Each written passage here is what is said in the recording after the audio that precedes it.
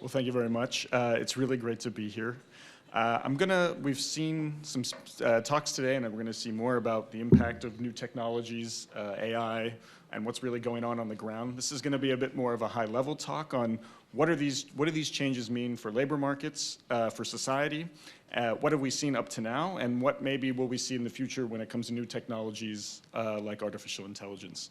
So to give a quick background, so I'm a labor economist working on the future of work at the OECD. This is a group that was formed about 2 years ago because OECD governments were quite concerned about changes taking place, new technologies being rolled out.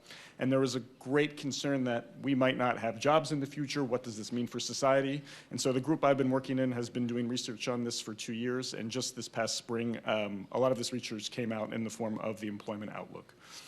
So what are we worried about? What's going on? It's not just the digital revolution. It's not just AI, although it's a big part of it.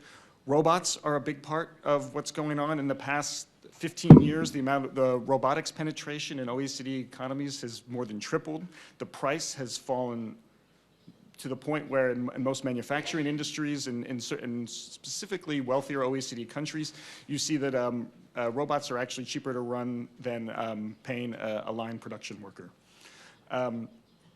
Populations are aging. The amount of workers that are there to support retired workers are dwindling, and there's a big concern of how are we going to support social safety nets and social security programs going forward. And the world has become more interconnected with value chains and just an interconnected world where about 30% of OECD jobs in OECD countries are connected to trade and are sustained by global value chains. So should we worry about a jobless future? This is something that I'll touch on in a second, but the short answer is probably no, but there will be big changes. So as you can see here, over the past 20, 30 years, we've seen a large drop in manufacturing jobs, about 20% across OECD countries, and an actually larger rise in services. This need not be a bad thing, but when you think about manufacturing jobs, these were jobs that were really good jobs and supported middle-class workers who maybe didn't have a high education and higher skills. And so these changes are ongoing, and what you see here is the change in the employment structure across OECD countries. So that gray bar in the middle you see there, that's all pointing downwards. That's the share of jobs that were firmly in the middle of the wage distribution. So think manufacturing jobs, manufacturing workers. They've basically continuously disappeared due to automation and new technology. Whereas jobs at the bottom end, low-skill service jobs have increased, and then jobs at the top of the wage distribution, so high-skilled jobs, jobs in tech, engineering, management, law, health, have proliferated. What does this mean actually on the ground for jobs? Well, one thing we see across OECD countries is that actually job stability has declined, so workers aren't staying in jobs as long as they have in the past. What you see here in the green is job tenure, so how many years workers actually stay with the same firm.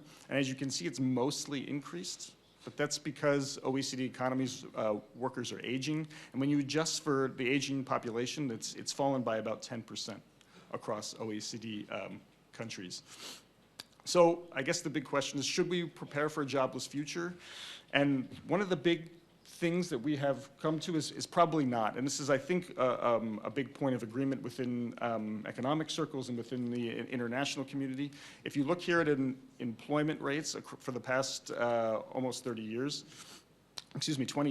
they've actually grown in almost all OECD countries. And this isn't just a case of women entering the labor force and working more. This is actually just there's a greater share of the population in employment. And this is something we think will continue. And it sort of makes sense. If you look at productivity growth over the past 10, 20 years in a lot of OECD economies, it's actually low by historical standards. And so while we see all these new technologies, you have ride-sharing apps, you have the penetration of AI and digital, it actually hasn't manifested yet into, less employment. So What about artificial intelligence? So here's where I'm going to probably disappoint you a little bit and say there's a lot we don't actually know as far as good research on not necessarily penetration of AI, although it's somewhat more difficult to measure when you're talking about jobs, but really what's the effects going to be on society?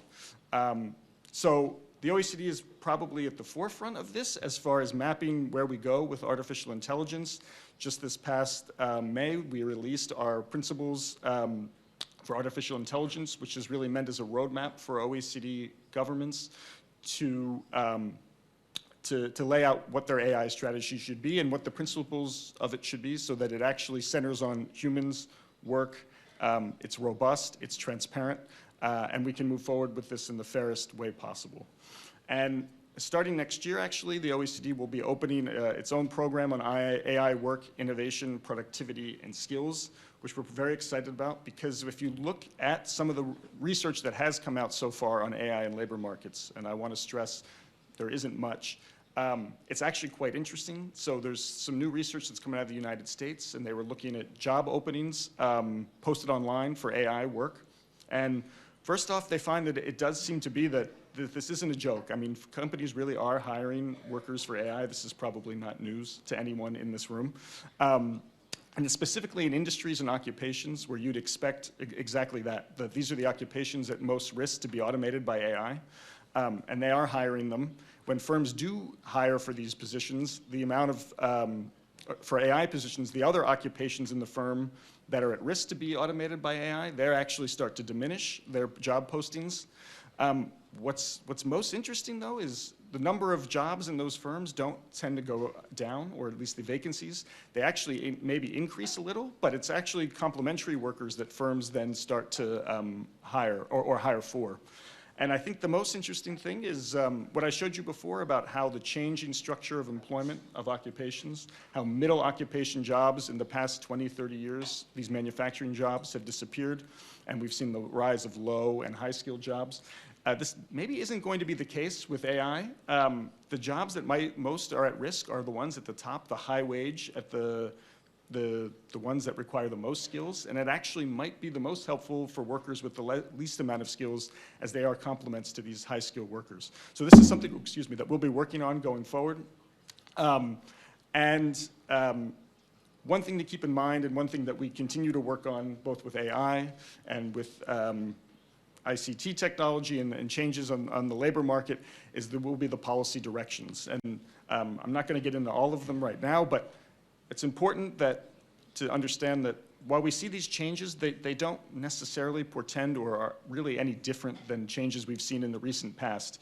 What does change is, as I said, who's affected, and can government policies and labor market institutions keep up with the changes we see? So that means labor market regulation. How do you classify workers that are on apps, that are, say, driving for Uber, that fall into a gray area with their employment, that traditional employment relationship that I work for a company starts to fray with technology, and in this case.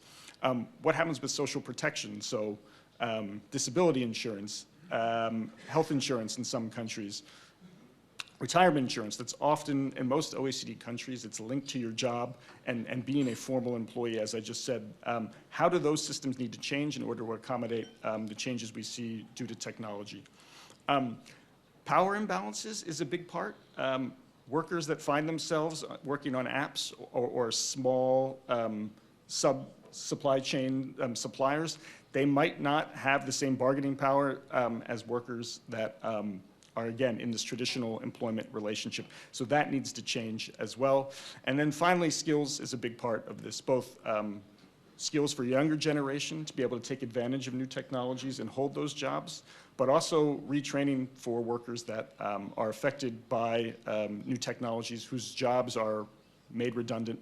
How do you make sure that they have the skills to quickly retrain and move into good jobs, whether in the same company or a different one?